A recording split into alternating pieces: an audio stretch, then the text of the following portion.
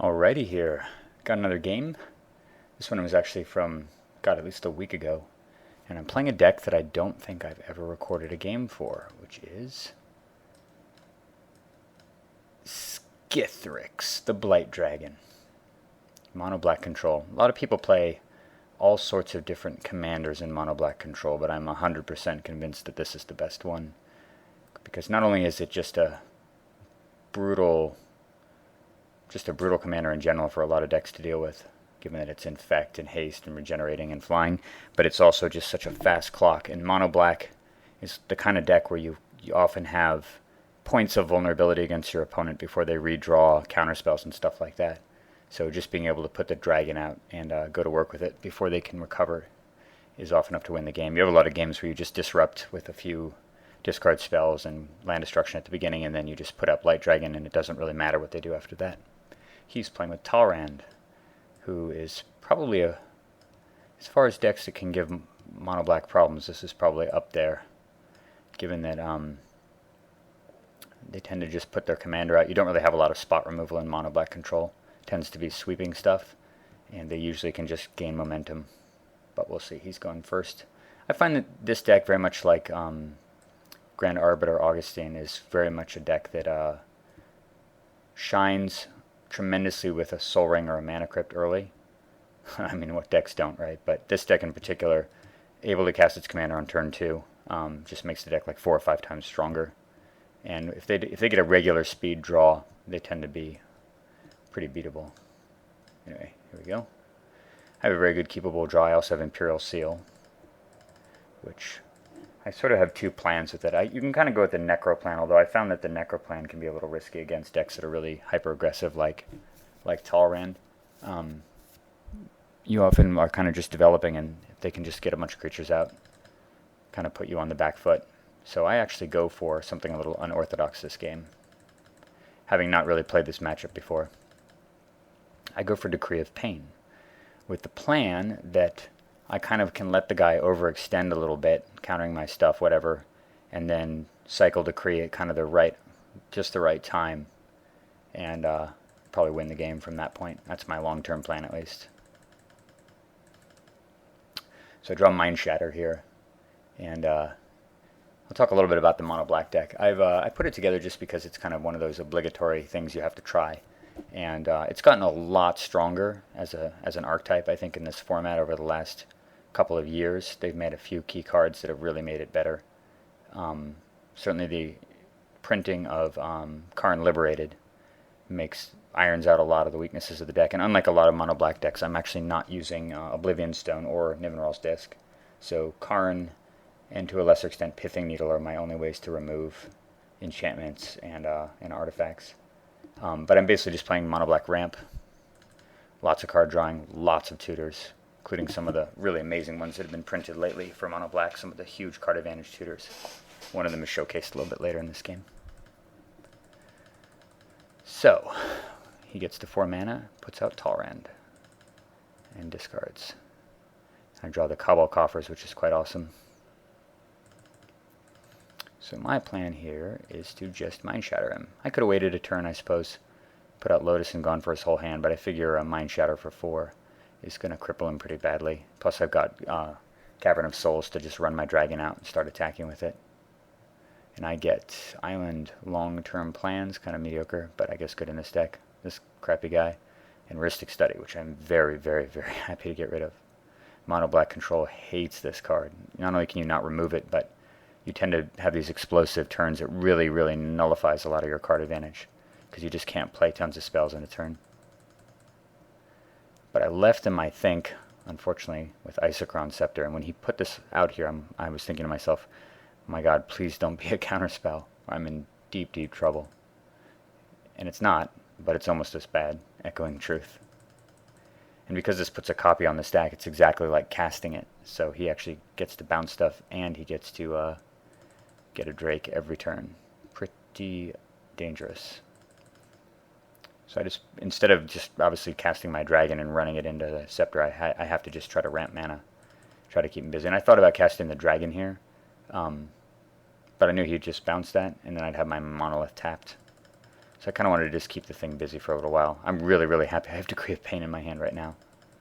Not only that, but if I get an opening with maybe like a Duress or a Thoughtseize, I can hardcast this pretty easily too when he's got 5 or 6 Drakes out and really, really swing the game. Rather than just cycling. So he just bounces my Grim Monolith, which, bouncing that over that, you gotta wonder. But whatever. He makes quite a few mistakes, in my opinion, in this game that give me a much more better fighting chance. So now we just put out the dragon and attack. He blocks. Nice to have him out.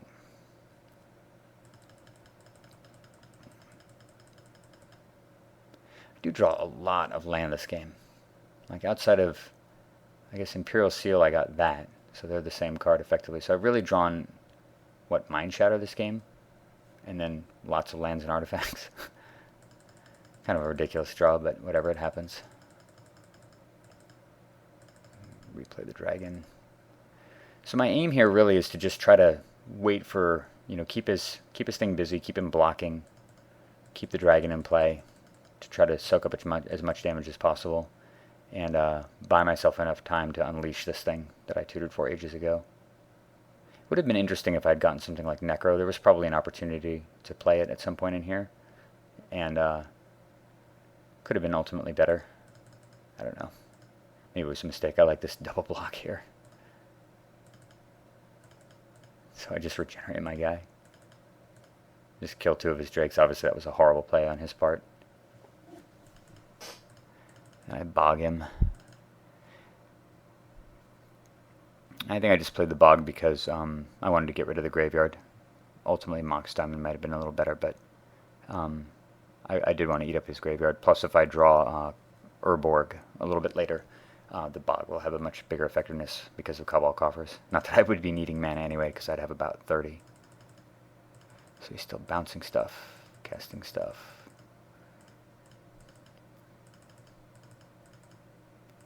Lightning Greaves, which I don't really care too much about. He's starting to take a lot of damage, though. I attack here, and he does this amazing play. Untaps the dragon. Raw. It's like Magic circa 1993, where you think if you untap a creature, I guess maybe 1994, where you untap a creature, it doesn't deal damage. And he says, oh, for some reason I thought that worked. Anyway, we'll move on from there.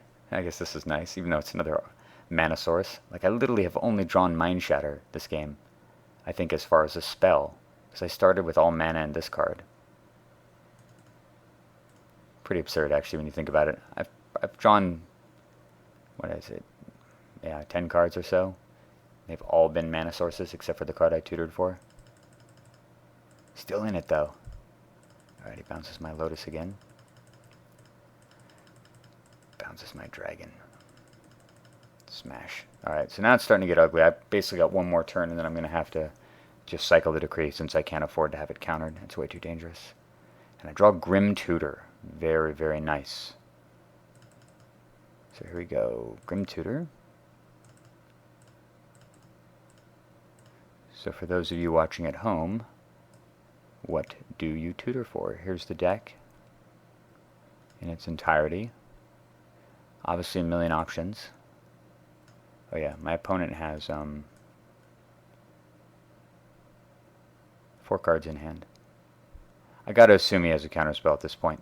So anything that I cast is probably going to be countered. There's possibly, I guess, Increasing Ambition, and then I can cast that for 5 and then flash it back next turn.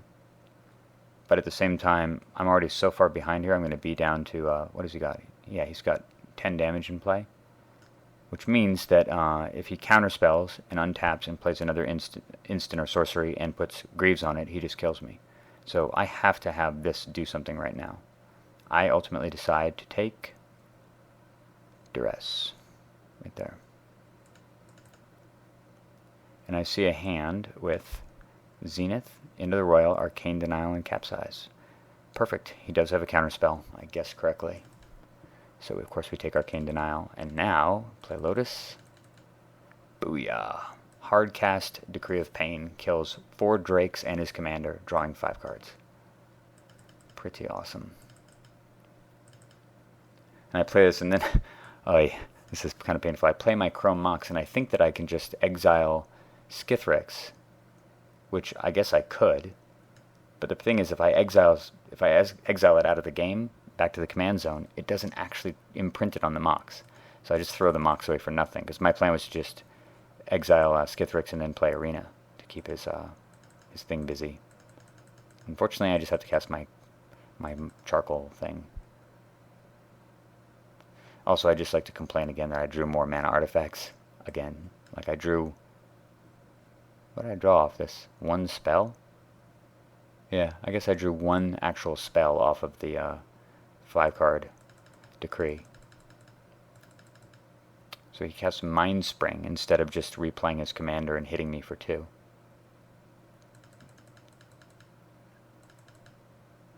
Draw another mana artifact, God. So here comes my dragon, coming with haste. He bounces, which is nice because I have plenty of mana to just replay it and the arena. So even though I'm at 11, I'm not terribly worried about putting out the arena. I'm going to just draw at the end of the turn. Oh, I needed that swamp badly. Scrying and a swamp. More land. But this is huge. Even though I'm at 10, this is still massively awesome to draw. Echoing on my dragon again. It's nice having just so much mana that I can just kind of do whatever I want here. So I'm going to scry for, looks like 6, going to 4.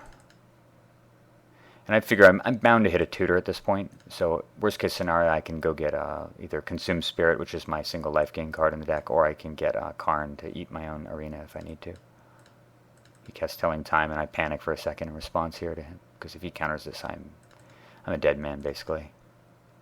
And I get land, top, Brain Spoil, and Inquisition of Kozilek, which I know is going to be good because he's got that card drawing spell in his hand. So he's a fairly worthless Capsize. Blue Sun Zenith, which is good for 5 cards right now. Got to take that out of his hand. So oops, sorry. I should have given you an opportunity. I transmute for that card. And we go get, what is the pick here? Mind Twist. Because I do not want to deal with Capsize and the other cards that I saw in there. What else did I see anyway? Yeah, well, that's the nice thing about this card is that at least I know if I empty his hand out, I can, I don't have to deal with all the Capsize and everything else he's got.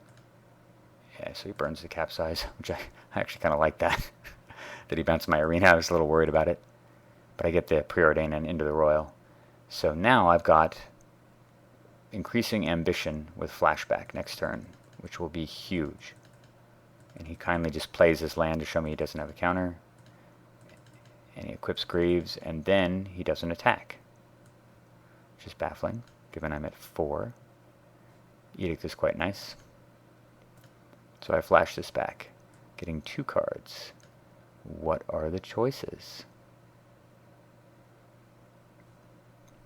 Lots of good things to consider. Ultimately, I go with, he says, Damnation. And I get Karn. And I get this. And this is one of those spells that I think they printed recently that, man, does this card shine in mono black control. Holy shit, this card's ridiculous. Especially in a situation like this. Let's see. I'll spend...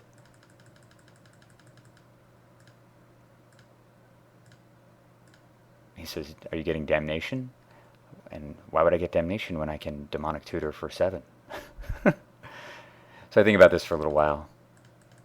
And I just go for the defensive cards plus the kill. I get Consume Spirit, Contagion, Damnation, Pithing Needle, Liliana of the Dark Realms, and Soul Ring, and Ritual. So I shut off his Isochron Scepter. I kill his commander. And I've still got Contagion to blow it up in response to him putting Greaves on it. Cast a top. And I've got, of course, Diabolic Edict as well. Throw away a couple land. And he casts Fabricate for top.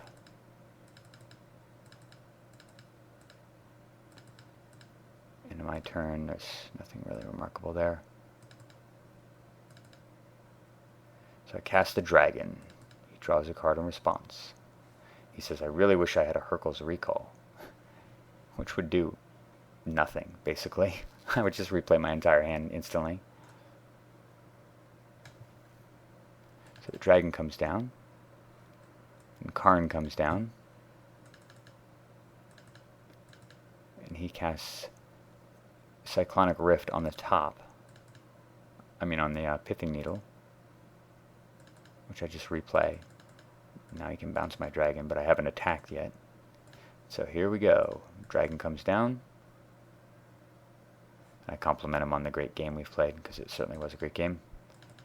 And I play Liliana, and this is quite a combo. It's amazing actually how many games end with this combo right here. I would like to give the Blight Dragon +11/+11. And here it comes. And that's the game. Anyway, pretty cool game. It was really neat to face down the Isochron Scepter with a bounce spell on it in a Talrand deck, and to fight through it despite a million mana sources. I think I've got some other mono black games to record and post, so this is just the first of several. Hope you enjoy them. Bye.